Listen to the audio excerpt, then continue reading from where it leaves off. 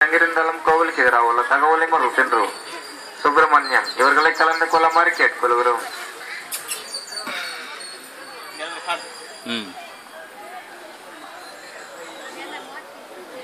సిద్ధులను విద్యాధరులను సృష్టించారు.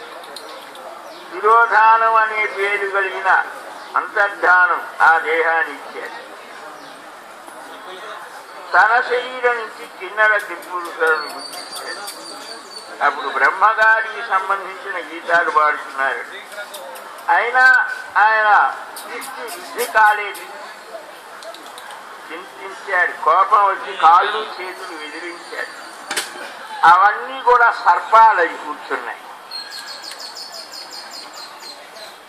తాను ప్రయత్నించేటువంటి పని నెరవేరినట్లుగా భావించాడు.